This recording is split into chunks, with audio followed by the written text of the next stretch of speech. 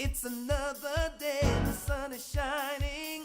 Got to know what's going on around you. Wake up, it's the time to motivate your mind. Come with me, let's make this moment brighter. Wake up with the Bahamas at sunrise.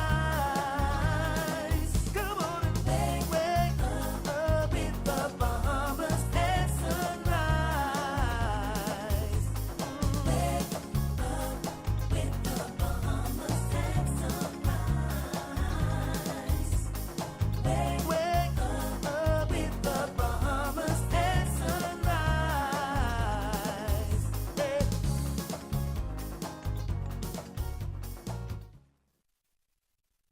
Good morning and welcome to Bahamas at Sunrise. A very happy, fabulous Friday to you. I'm Anastasia Palacios. And I'm Mark Daniels. Thank you for joining us dead early on this fabulous Friday here in Bahamas at Sunrise. The weekend is here, everybody. Indeed it is. Indeed it is. And even as we approach it with excitement, looking forward to it, and many of us with our kids back to school and so needing the weekend to relax a bit, we remember those who were lost 3 years ago, yesterday on the island of Abaco, and turning into today on the island of Grand Bahama. Certainly the most tragic thing to happen in our country in recent times, and a reminder of the importance of us getting very serious with ourselves here, but also with the world on climate change and its impact. And so just extending thoughts, prayers, and condolences to all who continue to suffer loss as a result of Hurricane Dorian. Yes, I echo the same sentiments. We dial back the time dial 3 years ago, and where were we? We were either somebody in Abaco, in Grand Bahama, or Bahamian worrying about one of your loved ones or your friends on one of those islands. I have family and friends on both islands, and I remember that feeling of being stuck, of being helpless, but that can't compare to those who were in the full brunt of the storm. So as we do remember those we lost, we should also take the time to remember that in those tragic moments, us Bahamians, we pulled together. We have stories that we hear about and ones we didn't hear about. Those that saved lives, those that lost their lives trying to save others. So let's, in the midst of the tragedy, what can we take going forward? That thing that you thought that you wanted to do when you felt helpless, whether it was to reach out, to donate, to volunteer, keep that same energy. And for those that lost their lives, keeps their memories alive, because it's up to us to make sure the legacy lives on. We'll talk more. So well said, Mark. So well said. Always, you bring such great perspective to these things. And so thank you for that. I hope that we'll take that charge and take it seriously. I want to send a very special good morning to my friends, Dr. Nadia and William Hamilton. They were on the ground there in Abaco as the medical and emergency personnel, helping to get teams out. And just really wanted to echo a word of encouragement to our government in particular, right? Especially that there was one administration in place at the time of Dorian. That administration has changed, and certainly this new administration has talked about honoring the lives of those lost. Some of the plans have been met with skepticism, but if they are serious about it, to really encourage them to offer more mental health opportunities for people to work through the trauma associated with something like that. Post-traumatic stress disorder is very real, and we ought to take it seriously, not just by talking about mental health, but by offering through our public health system real resources for those persons that endured. And so just wanted to leave that challenge out there, Mark, even as you challenged us as a people to challenge our government to do the same. I love it. I love it. We call this Dorian Friday. Indeed. Indeed it is. Well, we've got a great show lined up for you today. We're going to be hearing from UB past presidents Rodney Smith and Janyne Hodder on the importance of the Wilson Awards. And the Ministry of Education continues their Focus on Education series with updates on the curriculum and instruction. And back to school is on, so that means that sports is back in effect. So we're going to be talking about the benefits of baseball for our youth.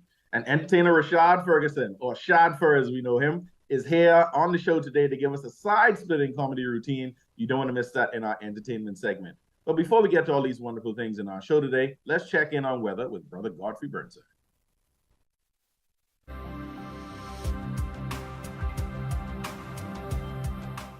Weather at Sunrise, brought to you by Bahamas First. What's first for you comes first for us.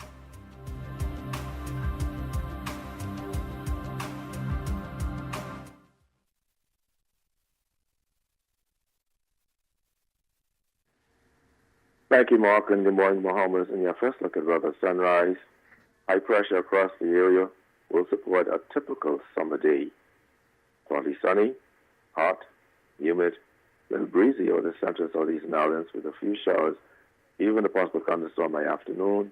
High temperature 90, heat index 101. Tonight, a few clouds around, still warm and muggy. Slight chance of a passing shower. Below going down to 79 degrees Fahrenheit. And some regional highs and lows across the Caribbean, Barbados 88 and 79. In Jamaica, 87 and 77. In Trinidad, 86 and 79. And the Turks and Caicos Islands, 90 and 78. Across North America, Atlanta, 84 and 73. In Raleigh, 88 and 66. In Miami, 90 and 80. Dallas, Texas, 86 and 74. And Toronto, Canada, 74 and 62. As you go through the week, beautiful weekend so weather-wise, partly sunny, hot, humid, a little breezy, and there's a chance of an afternoon shower thunderstorm popping up. Low temperature daytime will be around the 90-degree mark, at nighttime in the upper 70s. That puts you up on your first look at the weather at sunrise. I'm Godfrey Burnside. Back to you, Mark.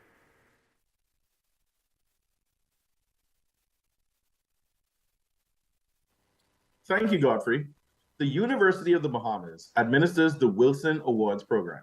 We spoke with former presidents Dr. Rodney Smith and Janyne Hodder about the importance of these awards. Here is Suzette Parker with this story. The Wilson Awards program was founded to incentivize the production of new knowledge in areas that can contribute to national development in the Bahamas. The program is governed by the Wilson Family Foundation and administered by University of the Bahamas. A part of the mission of University of the Bahamas is to expand access to education for all Bahamians, no matter where they are.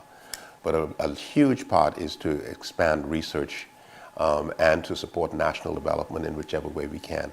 So the research and the national development, this particular Wilson Award, the Wilson Prizes, help us to move in the direction of national growth and development as well. Whilst meeting the mission of the institution to expand research and knowledge. Universities, the main purpose of all universities is to expand knowledge and understanding. And so we're adding new knowledge to old knowledge on a continuous basis. And that's really the nucleus of all successful societies, having a university that not only creates new knowledge, but also expands on the knowledge as we grow. This public-private partnership is a great support to the university, especially for the acquisition and expansion of new knowledge. That kind of partnership with the community-minded individuals, persons who are nationalistic, persons who care for the institution, but also care for the future of the country at the same time, is important for people to step forward and do these kinds of initiatives. And I would hope that others would follow suit of the Wilson family and come forward and also say, well, what sort of initiatives do you need support with? And support the institution moving forward, support these kinds of initiatives, help us to create new knowledge, help us to build on another institute like Government and Public Policy Institute so that we're able to be a resource to Bahamians, whether they're in government, whether they're in civil society, no matter where they are. The institution should be the resource, should be the go-to in terms of acquisition of new knowledge and expansion of new knowledge. Former COB President Janyne Hodder is co-chair of the review board for the Wilson Awards. She spoke to us about the scholars that applied for the award and the rigorous review process. Well, first of all, we were very excited that we had 12 applications, so that was really, really good. We had a kind of a focus on 100 years of nation building. So some of the applications were a little bit outside our focus, but all of the candidates were active academics, or in some cases active in the creative field, researchers and creative people. Many of them were, of course, UB professors. Not all, but most of them were. And they were just exciting projects. And I wish we could have given a grant to all of them, but they were so we of the 12, we had 5 that we thought really fit quite neatly within our framework, and our process was, I'm sure you've heard about that, but it was a 2-round process. First, we looked at the extent to which the applications met the criteria. So that was round 1. And for those that met the criteria, we used an external review process to actually rank them and review them.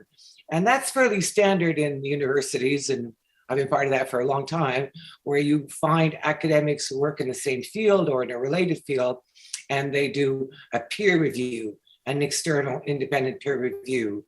We had asked candidates to submit the names of people that would be willing to review that they knew, and that's often useful because they know who in their field is working on similar areas and therefore competent to comment on their work. But we also used an external, what we call a double-blind reviewer. So we chose, each candidate had suggested 2 reviewers. We chose one of the ones that they had selected, and then we chose the same independent double-blind reviewer for everyone. And what's a double-blind review? A double-blind review is that the person doing the review doesn't know who wrote the proposal. All of the marking information is redacted, and the person whose work is being reviewed doesn't know who the reviewer is. So we had a very rigorous process whereby the reviews were really independent. That's our kind of classic university peer review model. Hodder explained the criteria for evaluating the submissions. There were very, very clear established criteria for the work. They include what's the significance of the contribution to the candidate's academic discipline? In other words, does this work advance the discipline? And the discipline ranged, as you know, from history to anthropology. So broadly, you were looking at 100 years of nation building, so there had to be a historical element to it, but it was fairly broad. So does the work contribute to the candidate's discipline? What's the significance of the work generally to research literature about the Bahamas? In other words, does this work have the potential for building the research literature of the Bahamas? What does this work, what's its potential to support national development? In other words, does this work have the potential to help inform debates about national development or national issues? Is this particularly useful for thinking about the country? Finally, we had 2 others. One is, does the work have the potential to lead to a better appreciation of Bahamian identity? And if you interviewed one of the candidates was particularly focused on issues of citizenship. So the extent to which the work has the potential to contribute to a sense of Bahamian identity. And finally, is there potential here for innovation of any kind? So these were the criteria that we used. And then we asked the external reviewers to use when ranking the projects. I have to say we had, as I said, the review board was excited about the number of applicants. I think it showed an interest in this kind of work. And we were very, very, very pleased with the quality of the grantees and the grants we gave. We think each project is unique, meets all these criteria, and is being carried out by very, very competent people. So we're excited. It was a great first round of what I think is one of the most significant innovations in the country. Up to 4 grants valued at $4,000 annually will be offered per cycle, and 1 Wilson Prize of $50,000 will be offered every 5 years for completed works. The Wilson Award will continue to grow in prestige in the academic world. I think the most important thing is to sort of give a reminder that this is a very, very big deal, that it's the first time that we have this kind of award that's meant to be offered in perpetuity. I think the Wilson family and the Wilson Foundation are doing something extraordinary. As I said, creating the equivalent of the Nobel Bahamas for research. And the plan is that every 5 years, the foundation would decide on what the cycle theme would be. So that, this goes on for 100 years. Well, you'll be looking at different themes every 5 years. It may be that in 5 years, we'll still be looking at history. It may be that in 5 years, we're looking at, law of the sea, climate change. I think that the idea here was going to be to always be doing research that supports national development and that contributes to national development, and to select a theme every 5 years. And how the program works is we've got a shorter cycle this time because we're trying to make sure it corresponds with Independence Date, roughly 2023, just trying to make sure that it can fit within that framework. But normally the cycle would be 5 years. And so you offer the grants, which is part of a strategy to incentivize and support research. And then at the end of 5 years, you offer the prize, which rewards completed work. So you would have a kind of a beneficial cycle every 5 years where you are starting off with a new theme or the same theme, depending on what the decision will be. And you're launching invitation to all researchers and creative people to compete for the grant. And then at the end of 5 years, you open for offering the prize, which can be given either to someone who got the grant, but it could also go to someone who's doing research elsewhere that's the best research on that theme in the world. So, but the general focus is on this has to support national development. So I see this as being, around in perpetuity for a very long time. Well, I know that our goal is to have this as distinct as, say, the Templeton Prize. The Templeton Prize is perhaps the biggest, I think, monetary prize right now in the world.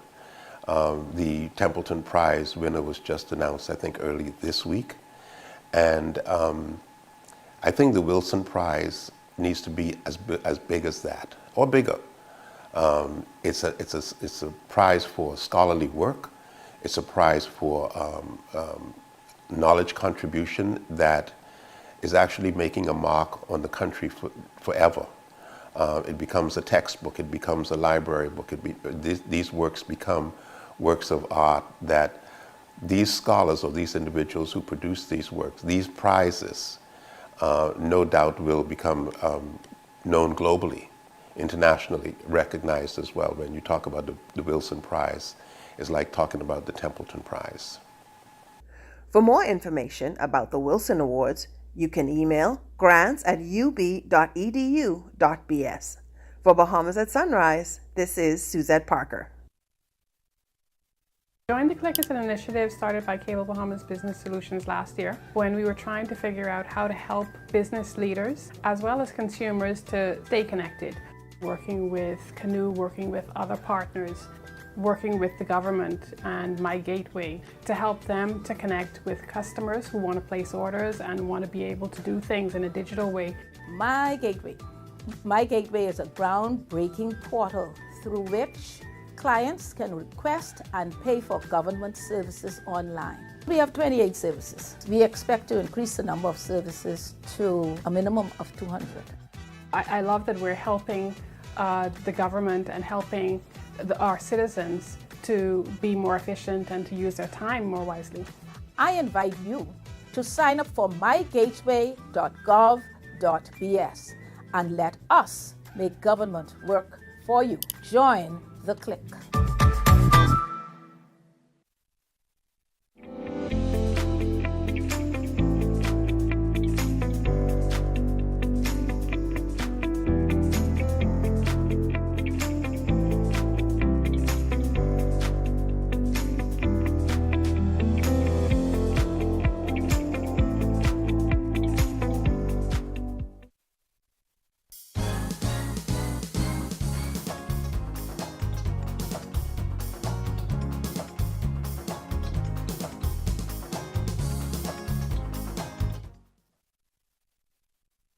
Welcome back to Bahamas at Sunrise.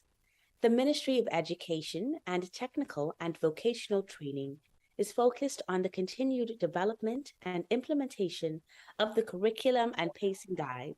Here to discuss with us, we're very happy to welcome Sharon Poitier, Deputy Director of Curriculum and Instruction. She's joined this morning by Vanria, who's the Assistant Director of Education for the Primary Section. Ladies, good morning and welcome to Bahamas at Sunrise. Good morning and thank you. It's always a pleasure to have the team from education with us. Education is so critical to the development of any nation, and certainly the public always has commentary. So it's good to hear when those who are responsible for it can come on and shed some light on what's happening. I'm going to get started with you, Ms. Poitier. You know, the pandemic resulted in changing the traditional ways of doing so many things. How has the national curriculum kept pace with the rapid changes in the global marketplace? But thank you, Star. One of the things that we want to do is to ensure that our students are 21st century graduates so that they are able to succeed in life wherever they find themselves. And so what we've done, following the guidelines of the United Nations Sustainable Development Goal 4, which speaks to the provision of quality education for all students, we've emphasized skill building. And so we look at what we call the 4 C's. Those would be critical thinking, collaboration, communication, and creativity. So all of our curriculum guides are underpinned by these 4 C's. We've also provided opportunities for real life application in the classroom instruction. We've introduced coding at grades 4 through 6, 7 through 9. And so this past summer, a number of our teachers were engaged in professional development for that. We've also looked at the provision of technical and the expansion of technical studies so that our building trades students have the opportunities to hone their skills there. And so the application of the skills is critical to success for our students. And so that's where our emphasis is. Wow. Yeah, no, it's exciting to hear you talk about coding in the schools. And we did have early on in the show, early on in the year, our good friend coming from Harbor Island to talk to us about the fact that he'd started this coding with teachers in the summer and that it had gone very well. So exciting to know that's officially a part of the curriculum, because that is what the future looks like for these young people. And it's good to know that the ministry is on it. You know, Ms. Jack, in March, the ministry launched several curriculum guides. And I understand that using a curriculum cycle has made officers more efficient and effective with rolling out curriculum. What is the curriculum cycle? Okay, so the curriculum cycle, in essence, is just a schedule for completing the different phases of the curriculum document. And there are 3 major phases. The first one is the collection and assessment of data. And this is the phase where we look at the curriculum that is currently in existence. We look at curriculum guides from other countries, including the Caribbean, Canada, the United States, and really all around the world. We look at what are our exam results saying? What are the strengths and weaknesses of our students? What about the data that we collected from our teacher observations? What are some topics that teachers are teaching very well, and then maybe some topics where they need more assistance? And so we look at all of that, and then that leads us into the second phase, which is the design and revise stage. And so we, in framing the new curriculum document, we would take all of those things into consideration.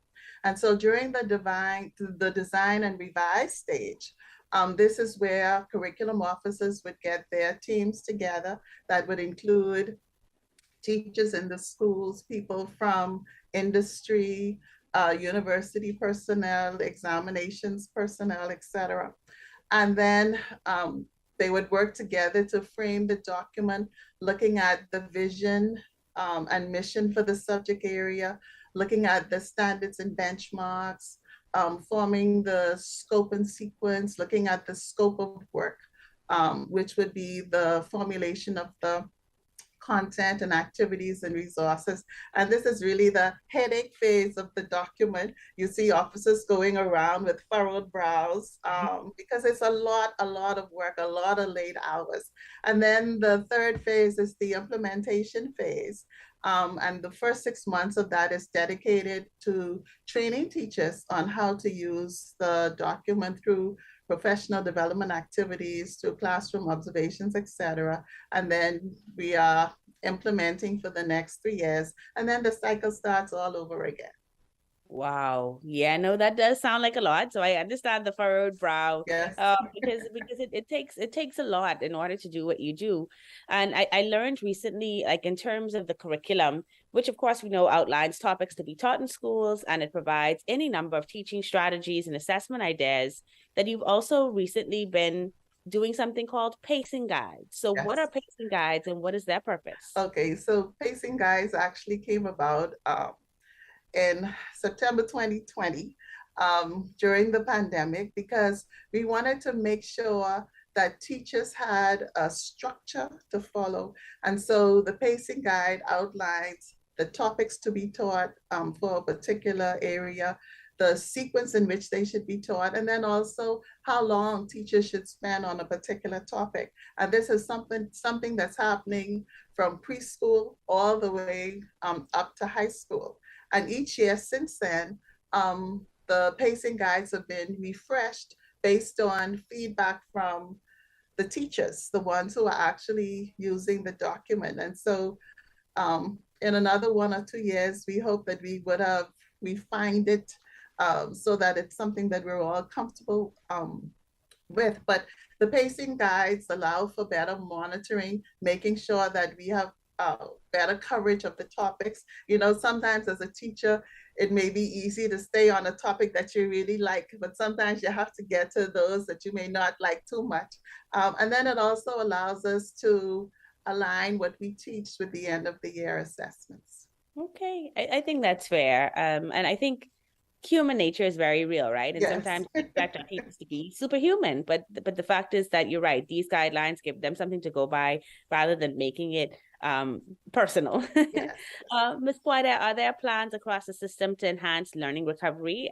You know, we've heard a lot about it in these last few years with those who have just not been in place for our teachers to see. Can you explain how that learning recovery will be done? Certainly. What we've done over the past 2 summers, we've had what we call extended learning academies, so that students who were in critical need of recovery would enter during the summer, July through August, and they would have one-on-one sessions with teachers, etc. But what we determined is that if we are going to have this learning recovery be more effective, more efficient, we wanted to know where all of our students are. And so what we've been doing, we're seeking a consultancy with a company to diagnose, assess all of our students, pre-K to grade 12, so that we are able to determine where each student is. Once we determine where the students are, then of course, acceleration plans, intervention plans are made and implemented, executed for each student. And so this consultancy will allow us to determine across the archipelago where each of our students are. And so we're talking about 50,000 students being assessed, being in acceleration plans, intervention plans being created for each of them, so that we bring this recovery as quickly and as efficiently as we possibly can. And so the selection process is ongoing, and we're hoping that by October, this process starts with diagnosing our students. And so within the next few weeks, we will determine which company we will give the consultancy to. Wow. 50,000 students is a lot of students. And I know that our ministry has, I think, well over 2,000 teachers. So it seems like a lot. This was a lot of conversation this morning, a lot with curriculum guides, a lot with pacing, a lot with this learning recovery. What are the plans for ongoing professional development this year for our teachers so that they're prepared to carry out this work? So that is key. Professional development is key. So part of the mandate for the consultancy is the training for our teachers, the how to diagnose, how to assess, how to intervene, etc. Because the learning curve is great. And so that's part of the consultancy. But ministry has always had opportunities for professional development for teachers. We've dedicated a unit, a professional development unit, that is responsible for professional development, not only of teachers and administrators, but all internal staff. And so as we move forward, you will see that there is going to be ongoing professional development for all of our teachers. We also have the Mabel Walker Professional Development Institute. And so we're dedicated to that. We're dedicated to professional development. Excellent. Well, this has been a wonderful conversation for all of us, me hosting it, but also those listening, to learn more about the intentionality of our ministry and making sure that our children are equipped, and so are our teachers. And so we want to thank you. Of course, we've been speaking with Sharon Poitier, Deputy Director of Curriculum and Instruction, and Ms. Vanria Jack, who's the Assistant Director of Education for the primary section. Ladies, thank you so much again for joining us this morning on Bahamas at Sunrise, and all the best with the new school year. Thank you very much. So much. Thank you for having us. Thank you. You're watching Bahamas at Sunrise. We'll be right back.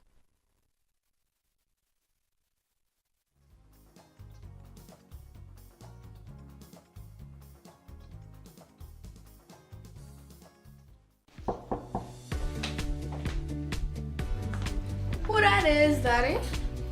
Look like the census people.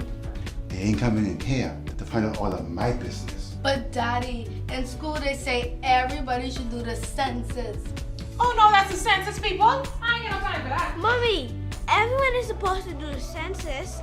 How else we gonna know how much people is in the Bahamas?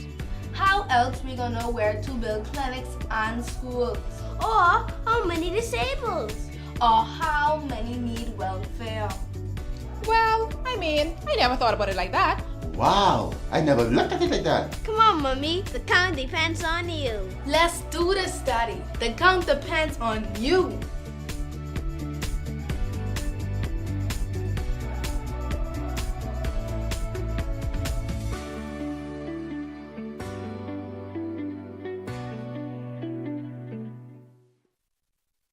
Since 1967, Freeport Oil Company Limited has been dedicated to fueling growth and prosperity in the Bahamas. We have been a constant pillar within the country, striving to invest and support our community through the best of times and the worst of times. For us, Full Call represents 21 years of strength and consistency, consistent leadership, consistent growth, consistent customer service. Through it all, we are resilient. Full Call, fueling growth for people. Our world has changed. Many businesses have been closed for months with little or no access to their customers until now. Rev Media can help you remain connected to your customers. Our trusted customized advertising packages and personalized consultants will provide your business with immeasurable support during this challenging time. Your customers are already watching. Rev Media can help you to remain connected. Call us today. Let us help you.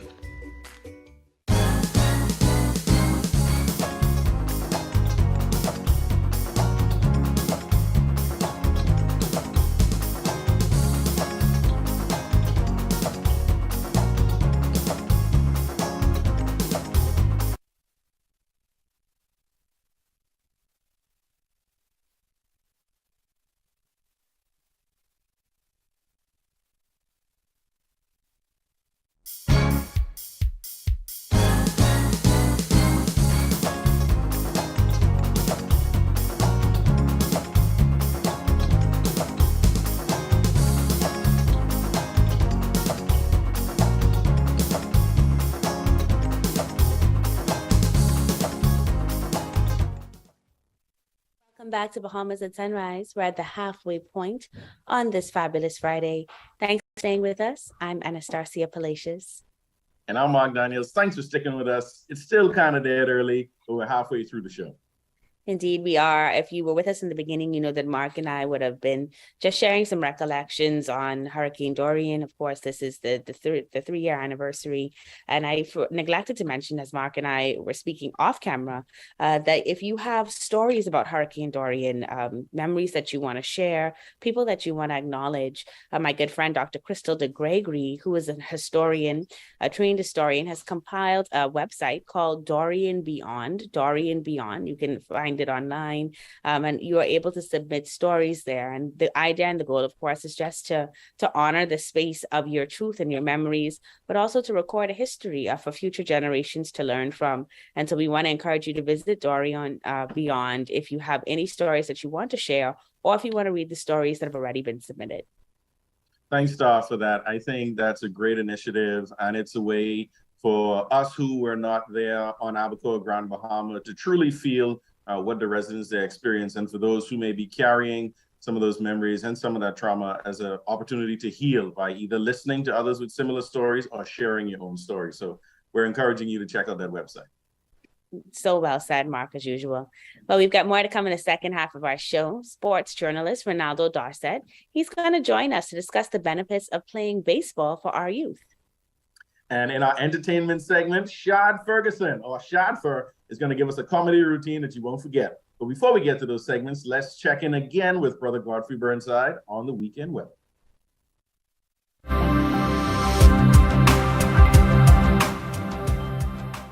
Weather at Sunrise, brought to you by Bahamas First. What's first for you comes first for us.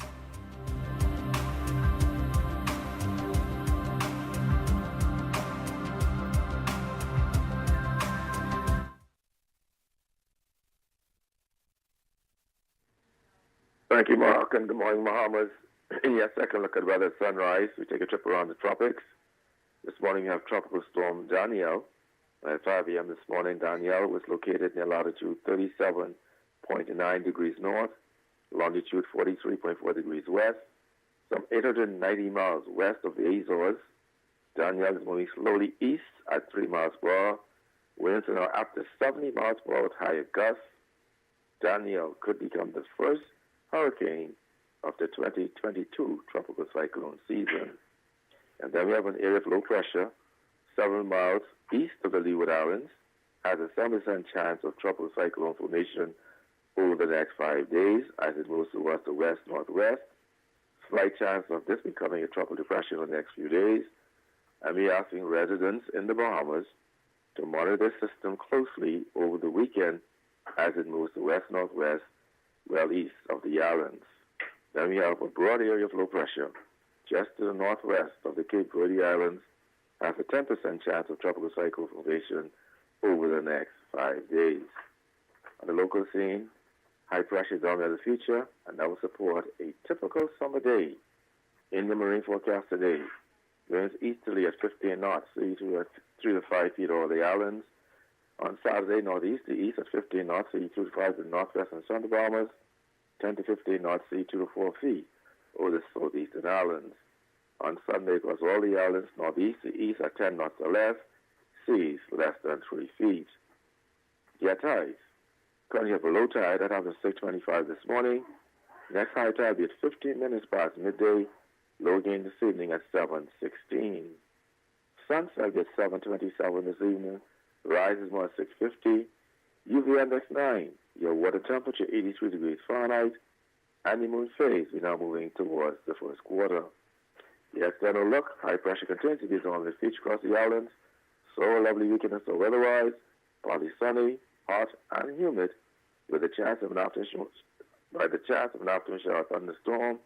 The temperature daytime will be around the 90-degree mark, at nighttime in the upper 70s. That's what's wrapping your family for the weather sunrise. I'm Godfrey Burnside.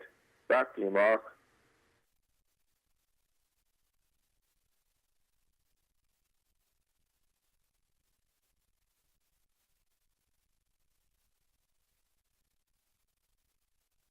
Thank you, Godfrey. We're confident that the world knows by now that Bahamians play baseball with the big leagues, with the likes of Jazz Chisholm, Todd Isaacs, Lucius Fox, and others who are playing in the big leagues currently. So what opportunities are there for our youth to get involved in baseball? Here to talk with us about this is Renaldo Dorsett, journalist for the sports section of the Tribune. Good morning and welcome to Bahamas at Sunrise, Renaldo. Morning. Thanks for having me. Thanks for being up with us dead early on this Friday.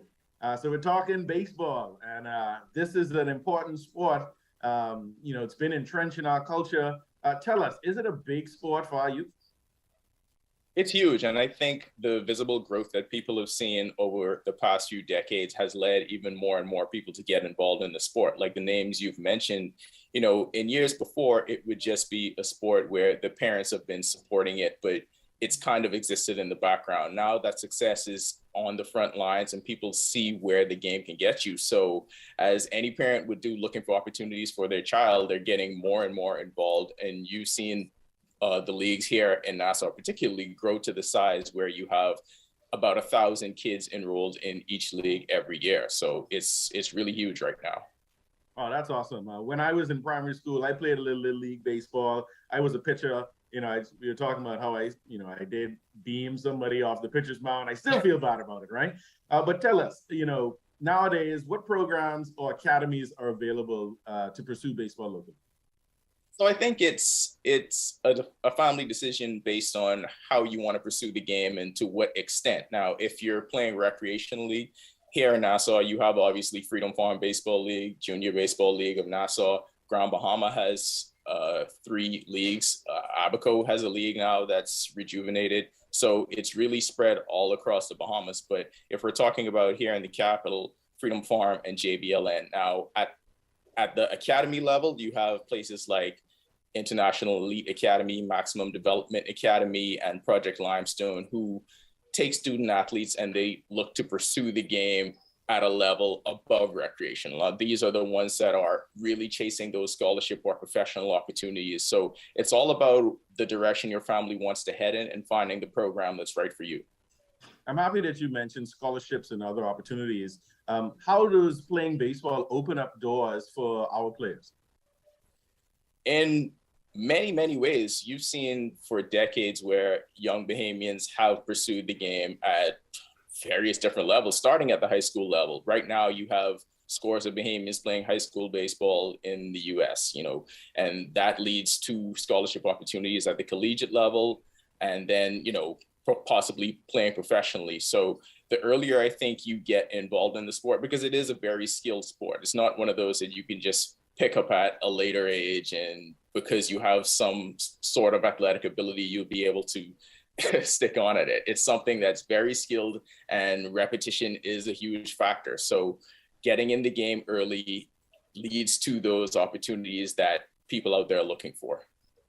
How can parents find the right program for their children?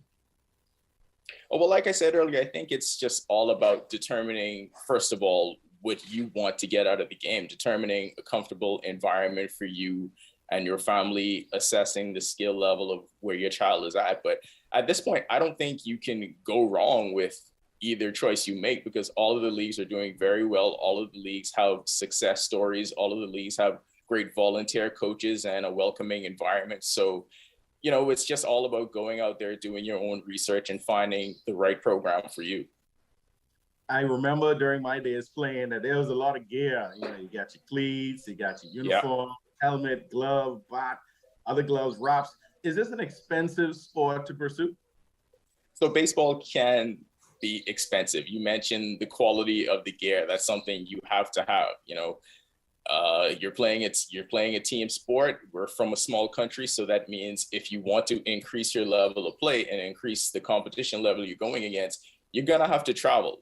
And these are things that come with you wanting to get better, that come with you wanting to pursue those opportunities that we talked about earlier. You have to remember, you're competing against the rest of the world.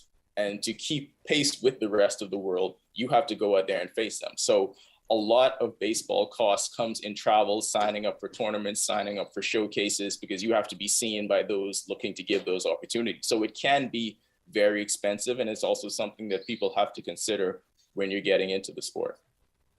We called a couple of names earlier, Jazz Chisholm, Todd Isaacs, Lucius Fox, in terms of those playing in the big leagues. Does the Bahamas have a history of churning out really good baseball players? Absolutely, we do. And that's at all levels. When you look at the Bahamas' history, you have 9 Bahamians that have played at the major league level. Of course, everyone sees the success that Jazz Chisholm is having right now. He's an all-star. He's the big name in Miami. But this is dated back to the Negro Leagues in 1932 with Armand Sampson from San Salvador. He was the first Bahamian to officially play Major League Baseball. And then, of course, years later, you had Andre Rogers in 1957. So the Bahamas has had this history. Following the 80s, there was about a 30-year gap between Will Culmer and Antoine Richardson. But you've seen kind of rejuvenation in baseball now, and it's expected that every year during the international signing period, there is going to be a few Bahamian teenagers that get that opportunity and do sign for professional contracts. That's fantastic. That's great. That's good to know. And thanks for that San Salvador baseball player. What was his name again? Armand Sampson. There you go. We got to big him up, man. The first, right? Trailblazer. So tell us, what skills make a good baseball player? I think, well, the beauty of the game to me is that you can have a wide variety of skill sets and it can slot you in at different positions. But, you know, it's pretty much across the board with all sports: hand-eye coordination, speed, strength, power. I think that translates to anything. You talked about your career playing soccer. I think that's the same with basketball, baseball. There's a certain skill set that translates to all sports, but like I said, baseball is so technical. It comes with that natural athletic ability that has to be trained and that has to be honed. But you know, it's pretty much the same across the board. If you got it athletically, you got it. People will find a way to fit you in. And most importantly, determination and the will to get better. You can be given all the talent and skill, all the equipment, all the coaches, but if you as a player can't dig down deep and bring that out of you, then it's going to be a difficult road. So tell us, what does a career in baseball look like? Let's go from entry level to pro.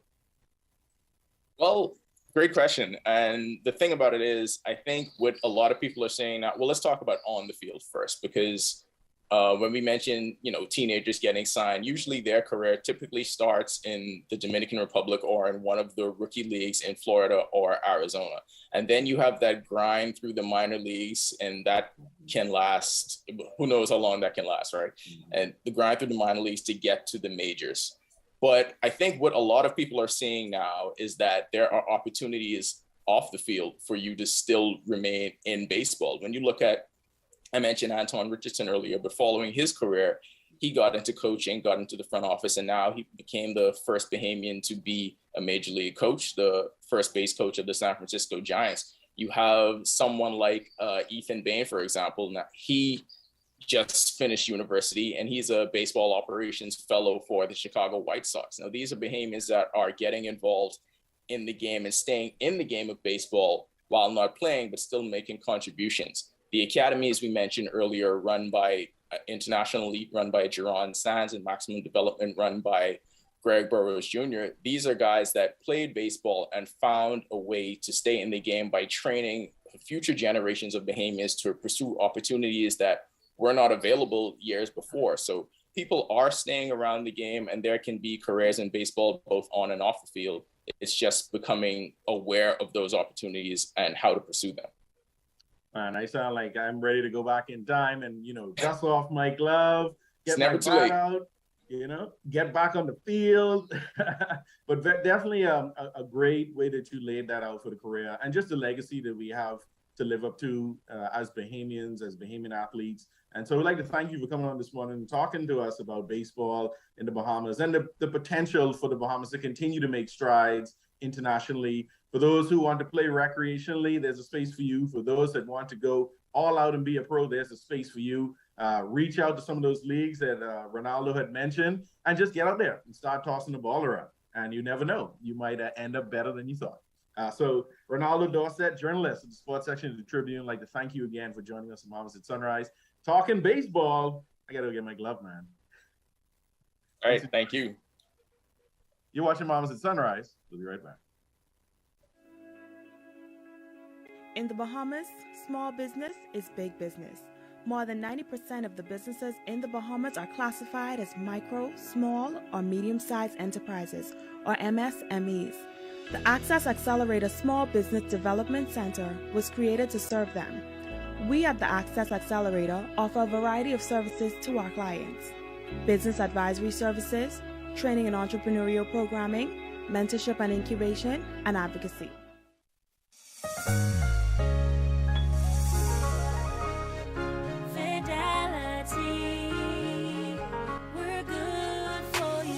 I used to think of the bank as my personal ATM machine. If I wanted a new car, new furniture, a weekend trip to Miami, no problem, just max out the credit card or top up my loan. I was a big baller until I realized that 75% of my salary was going to pay back all those loans. Fidelity's personal financial coaching was the best solution. Fidelity gave me a plan with a debt consolidation loan that has a built-in savings that pays 5% interest. I now only have one low monthly payment plus money in my pocket. Give Fidelity Bank a call at 356-7764 in Nassau or 352-6676 in Freeport. Visit any of Fidelity's locations or visit a website at fidelitygroup.com.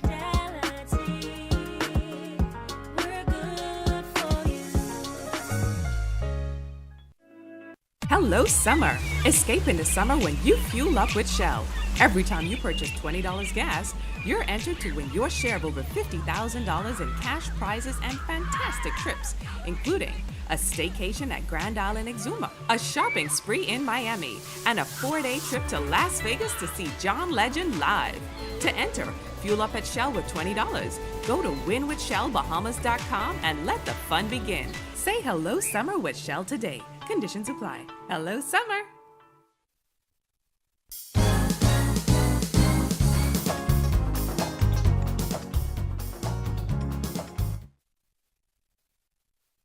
Welcome back to Bahamas at Sunrise. It's time for the next installment in our entertainment series. And today we're really excited because we are doing a comedy section. Entertainer Rashad Ferguson brings hilarity with this unique comedy routine. You might recognize him from doing some of those shows with Mark, who himself is pretty comedic, but you're absolutely going to love this, so enjoy.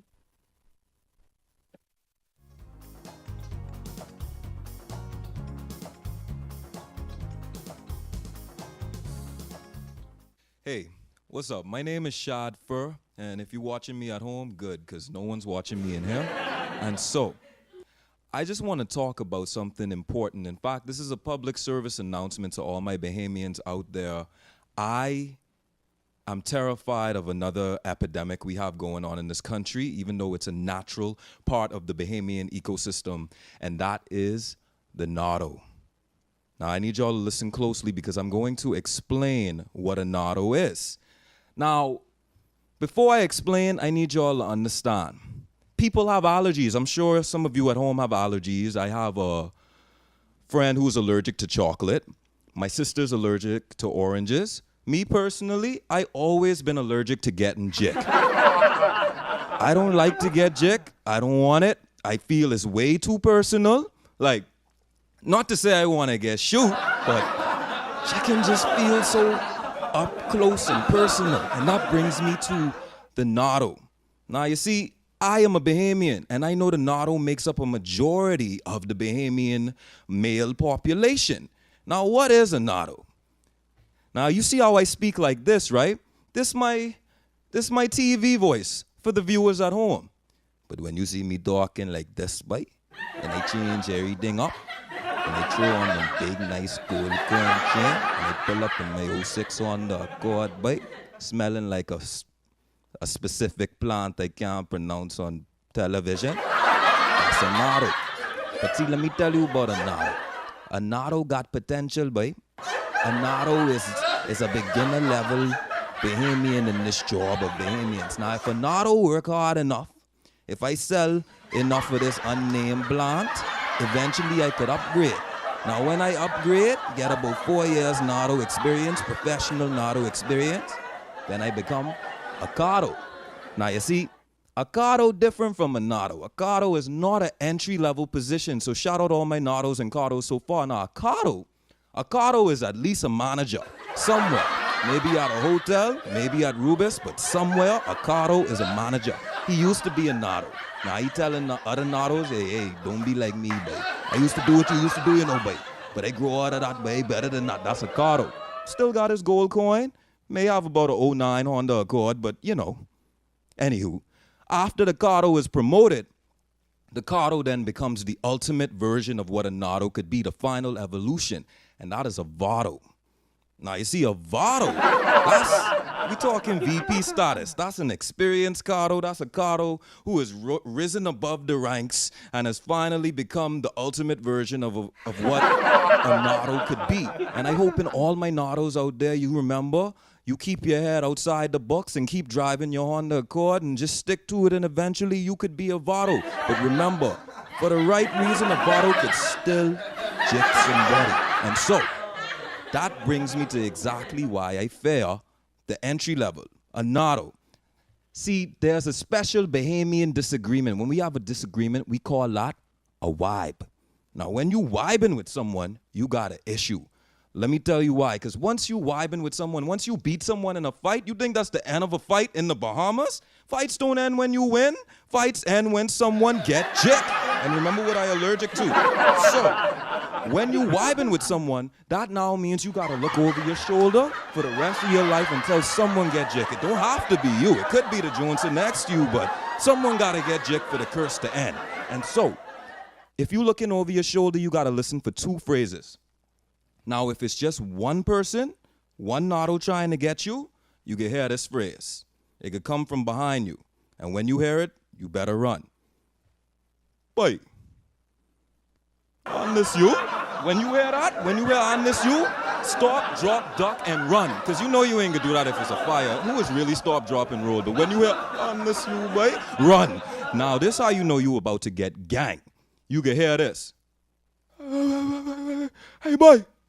See him now? Stop, drop, and run. When you hear see him now, run. Stop turning around and looking. The rock already flying, the knives already out. Just run. Just run.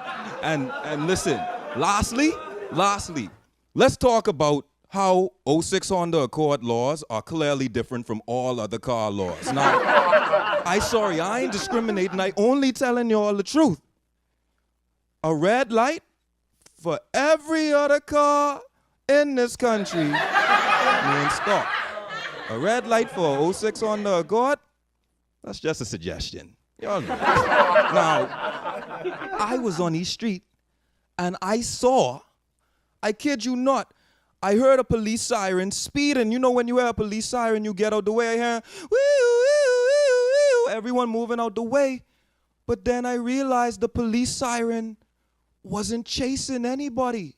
The police siren was driving away from a 06 Honda Accord that was right behind it, and they got a siren too, and it was go like dun dun dun dun dun dun dun dun dun dun dun dun.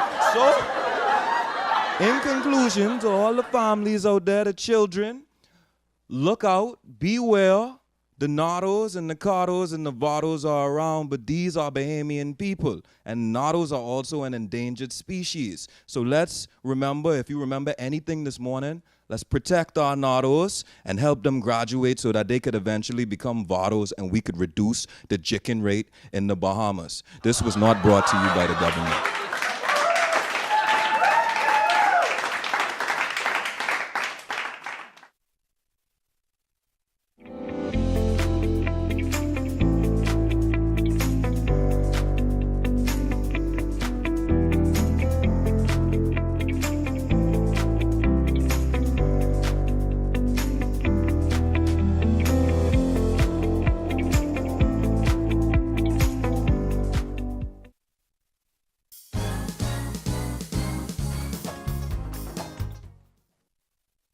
Well, that's going to do it for us, folks. We wish you a wonderful weekend. We look forward to seeing you again on Monday. Make it a great one. Yes, thanks for joining us dead early on this Friday. Enjoy your weekend. Remember, if you're a Nardo, one day you could be a Cardo, and then you keep working on and you can be a Vado. Keep working hard. I love that from you, Brother Shad. And once again, remember, today we call it Dorian Friday. Check out that website. And remember to reach out to those who are impacted. And if you've been impacted, reach out to somebody and talk about it. Thanks for joining us. Have a good weekend.